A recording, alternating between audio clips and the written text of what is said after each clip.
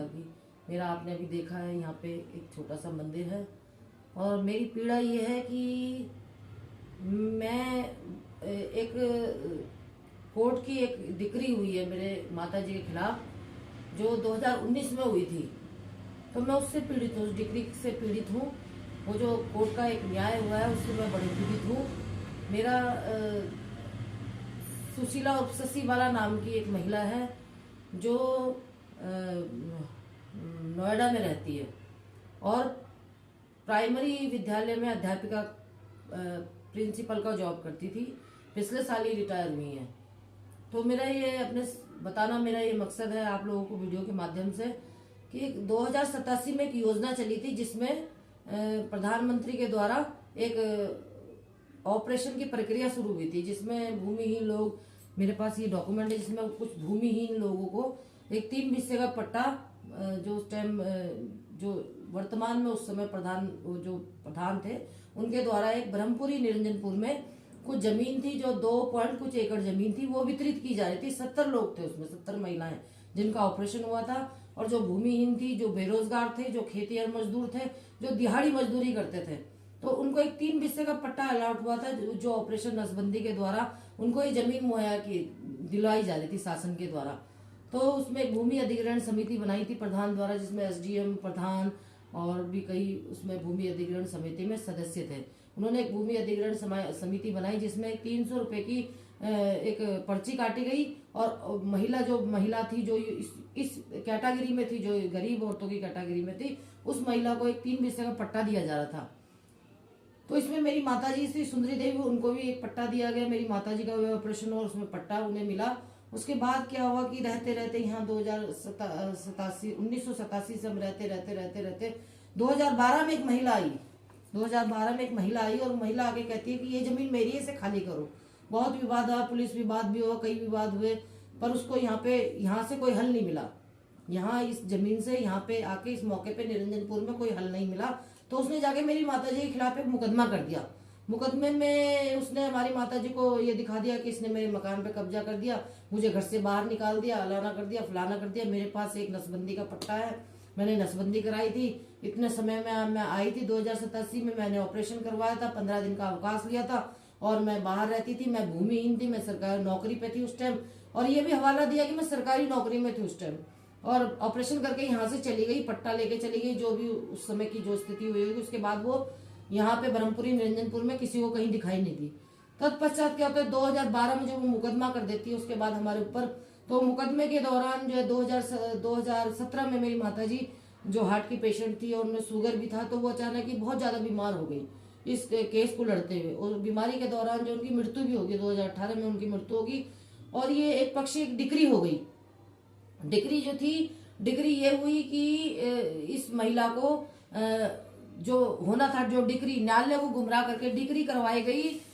ये सारे कागज मेरे पास है, मैं आपको सारा जो भी मेरे से, जो भाई मेरे से ये इस बारे में कहना चाहेगा, ये मांगना चाहेगा, मेरे पास सारे कागज पत्र सब है कोर्ट कचहरी के। मैं इतनी छोटी वीडियो में सब बता नहीं पाऊंगी। इसने एक फर्जी डिक्री करवा ली, कोर्ट को गुमराह करा, जिसमें 0.03 एकड़ का पट्टा होना चाहिए था, उसमें 0.03 हेक्टेयर का पट्टा, हेक्टेयर जमीन जो है डिक्री में करवा ली।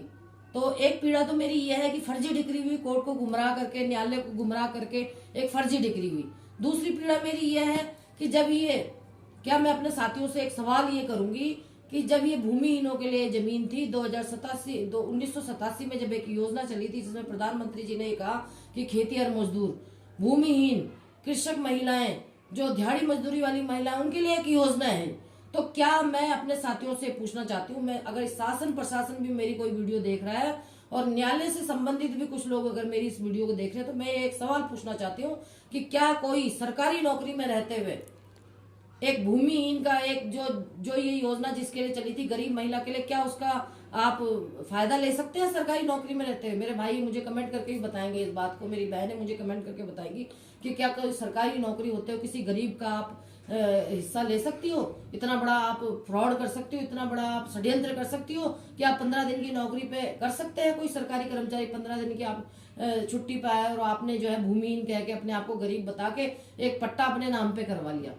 चलिए ये बात भी रही है। मैं अपने साथियों से पूछना चाहूंगी, क्या ऐसा हो सकता है कोई सरकारी नौकरी में रहते हो किसी गरीब का हिस्सा या कोई भूमिहीन का हिस्सा, कोई गरीब औरत का, महिला का, जिसको, मेरी माताजी भी गरीब महिला थी, क्या आप उसका हिस्सा खा सकते हैं?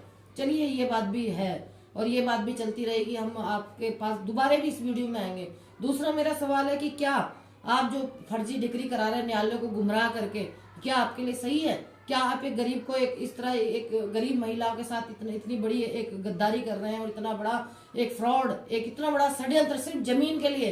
आप सरकारी नौकरी में और आप रिटायर हो चुकी हैं, सुशीला उर्फ शशि बाला, जहां भी इस वीडियो को देख रही हूँ, वो ये आप ये सोचे कि क्या आपने एक पट्टा 3 हिस्से का अपने नाम पे करा लिया और आप नौकरी पे चली गई, आपने इस जमीन को दोबारा देखा नहीं, जो आप कथित जमीन बताती है अपने की मेरी जमीन ये है, क्या आप यहाँ कभी आई? क्या आपने यहाँ पे 2087 से इस पीड़ा को झेला? यहाँ पानी नहीं थी, यहाँ बिजली नहीं थी, यहाँ साफ सफाई की व्यवस्था नहीं थी, नाली नहीं थी, यहाँ मिट्टी दलदल थी। किस तरह हमने इस जमीन को अपने रहने लायक बनाया, किस तरह हमने दिहाड़ी मजदूरी करके यहाँ पे 2 कमरे बनाए, एक छोटा सा अपनी भगवती का मंदिर बनाया, अपने पूजा पाठ के जरिए मेरी माताजी ने गौ पालन करके अपने बच्चों का पालन पोषण करा। क्या आप देखने आइए एक बार भी कि मेरी जमीन है? आप सीधा कहने आगे मेरी जमीन पे कब्जा कर लिया। क्या आपके लिए सही है? आप सरकारी नौकरी से रिटायर है, आप सरकारी पेंशन खा रही हैं, आपके पति सरकारी नौकरी से रिटायर थे, आपके पति की मृत्यु होगी, स्वर्ग में उनको स्थान मिले, अपने उनको वहां पर, वो सच्चे आदमी थे, उन्होंने कभी आपका साथ नहीं दिया है इस तरह के षड्यंत्र में। क्या आपके लिए शोभा देता है कि आप सरकारी नौकरी में 2 पेंशन खा रही हैं? आप पिछले साल रिटायर हो गई और आप मेरे मकान, रिटायर होने के बाद मेरा मकान भी तोड़ने आ गई। यहाँ पे आपके अंदर इंसानियत नाम की चीज नहीं है, आप सरकारी पैसा खा रही हैं। आपने सरकार को भी गुमराह करा, आपने न्यायालय को भी गुमराह करा। कितनी बड़ी आपके अंदर साजिश है, कितना आपका बड़ा, इतना बड़ा पेट है जो आप इतना कुछ समाना चाहती है अपने पेट के अंदर। क्या एक गरीब महिला को आप इस तरह मैं 2 कमरों के इस मकान में, किस तरह मैंने दिहाड़ी मजदूरी करके 2 कमरों का एक मकान बनाया, मेरे परिवार, मेरे पति ने दिहाड़ी मजदूरी करके, मेरे बच्चों ने दिहाड़ी मजदूरी करके, हमने लोन लेके, ब्याज पे पैसा लेकर, हाँ आप आ जाती है, इसका मकान तोड़ दो, इसका घर तोड़ दो, कि क्या होगा? मैं न्यायालय से भी प्रार्थना कर, और मैं न्यायालय में हूँ। सबसे बड़ी बात मैं अपने साथियों से कहना चाहती हूँ कि अभी मैं ऊपरी अदालत में हूँ, एसडीएम कोर्ट, डिस्ट्रिक्ट कोर्ट में मेरी एक फाइल चल रही है, अभी अपील पे हूँ मैं, और अपील के दौरान मुझे न्यायालय से पूरा विश्वास है कि मुझे न्यायालय से न्याय मिलेगा। जो मेरे न्यायालय के जो जज हैं वो जरूर मेरी पीड़ा को समझेंगे और मुझे न्याय देंगे, मुझे सत्य की जीत होगी। लेकिन ये सब बातें मैं आपको इसलिए बताना चाहती हूँ। मैं अभी 21 तारीख को मेरी तारीख है और मैं ये पूछना चाहती हूँ शासन प्रशासन से, अपने मुख्यमंत्री से, अपने प्रधानमंत्री से इस वीडियो के माध्यम से, क्या इस महिला के लिए कोई सजा नहीं है जिसने सरकार के साथ भी घोटाला करा, सरकार की एक योजना का भी फायदा उठाया, सरकारी नौकरी का भी फायदा उठाया और आज रिटायर होकर सरकारी लाभ भी ले लिया। सारा कुछ लेने के बाद अब आप आ रही हैं कि इसका मकान तोड़ दो, इसका मकान हथिया लो, इसका मकान, इसकी जमीन मेरी जमीन है। आपने इतनी बड़ी एक साजिश के दौरान एक न्यायालय को गुमराह करके एक डिग्री करवा ली, जो आपने 0.03 एकड़ करवानी थी वो आपने 0.03 हेक्टेयर में करवा ली। सारे कागज पत्तर सब मेरे पास है, जो भी भाई मुझसे, जो भी बहन मेरे से मांगना चाहेगी, जो ये मेरे से, ये सारे कागज मेरे पास है, पूरी फाइल मेरे पास है, मैं सारे डॉक्यूमेंट आपको एक एक दूंगी। लेकिन इस औरत के साथ क्या न्याय होना चाहिए, आप ये भी मुझे कमेंट के द्वारा बताइए। और आने वाले समय में मैं फिर जो न्यायालय की, जो मेरे अधिकार में जो भी न्याय होगा, अभी मैं स्टे पे चल रही हूँ, स्टे मिला है न्यायालय से, मुझे राहत मिली है, और जो भी आगे की कार्रवाई होगी मैं अपने सारे भक्तों के सामने आऊंगी और वो सच्चाई को दोबारा बयान करूंगी इन्हीं शब्दों के साथ। ज्यादा न कहते, जय माता की।